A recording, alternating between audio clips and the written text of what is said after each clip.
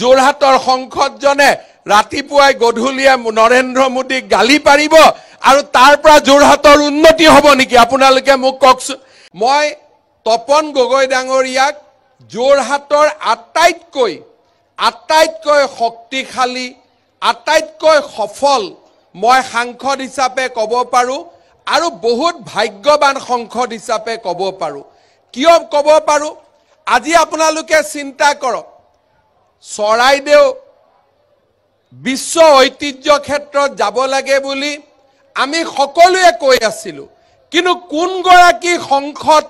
থাকুতে চৰাইদেউ বিশ্ব ঐতিহ্য ক্ষেত্ৰলৈ গ'ল তপন গগৈ ডাঙৰীয়া সাংসদ থাকুতে চৰাইদেউ বিশ্ব ঐতিহ্য ক্ষেত্ৰলৈ গ'ল কোনোবাই কয় যে তপন গগৈ নীৰৱ সংসদ মই বোলো যদি তপন গগৈ নীৰৱ সংসদ হলে চৰাইদেউত মেডিকেল কলেজ হয় শিৱসাগৰত মেডিকেল কলেজ হয় চৰাইদেউ বিশ্ব ঐতিহ্য ক্ষেত্ৰত যায় লাচিত বৰফুকনৰ সুবিশাল প্ৰতিমূৰ্তি হয় তেলে মনে মনে থাকাই ভাল চিঞৰ বাখৰ কৰি কি লাভ আছে জানো চিঞৰ বাখৰ কৰিবতো নালাগে আমাক কি লাগে মোদী ডাঙৰীয়াৰ হাত শক্তিশালী কৰিব পৰা এজন আমাক সাংসদ লাগে আপোনালোকে বিচাৰে নেকি সংসদত গৈ যোৰহাটৰ সংসদজনে ৰাতিপুৱাই গধূলিয়ে নৰেন্দ্ৰ মোদীক গালি পাৰিব আৰু তাৰ পৰা যোৰহাটৰ উন্নতি হ'ব নেকি আপোনালোকে মোক কওকচোন আমাক এনেকুৱা সাংসদ লাগে যে নৰেন্দ্ৰ মোদীৰ হাত শক্তিশালী কৰা আমাক সাংসদ লাগে আজি আপোনালোকে চিন্তা কৰক মাজুলী যোৰহাটৰ পৰাও যাব পাৰিব মাজুলী লখিমপুৰৰ পৰাও যাব পাৰিব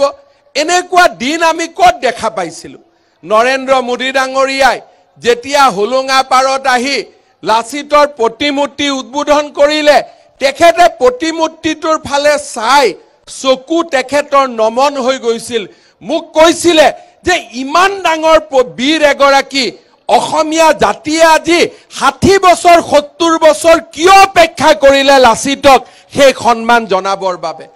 আজি কোনে কৰিলে আজি অসমত পৰিৱৰ্তন কোনে কৰিলে চৰাইদেউ যদি বিশ্ব ঐতিহ্য ক্ষেত্ৰলৈ গ'ল টিম নৰেন্দ্ৰ মোদীৰ কাৰণে গ'ল নৰেন্দ্ৰ মোদীৰ টিমত কোন আছে তপন গগৈ আছে আজি যদি হুলুঙা পাৰত সুউচ্চ লাচিতৰ প্ৰতিমূৰ্তি হল টিম নৰেন্দ্ৰ মোদীৰ কাৰণে হল নৰেন্দ্ৰ মোদীৰ দলত কোন আছে তপন গগৈ আছে অহা 2026 চনৰ আগতে আমি যদি যোৰহাটৰ পৰা মাজুলীলৈ গাড়ীলৈ যদি যাব পাৰো কাৰ কাৰণে হ'ব নৰেন্দ্ৰ মোদীৰ কাৰণে হ'ব তপন গগৈ ডাঙৰীয়াৰ কাৰণে হ'ব কেইদিনমান পিছত চৰাইদেউত যদি মেডিকেল কলেজৰ আৰম্ভণি হয় শিৱসাগৰত যদি মেডিকেল কলেজৰ আৰম্ভণি হয় কাৰ কাৰণে হ'ব টিম নৰেন্দ্ৰ মোদীৰ কাৰণে হ'ব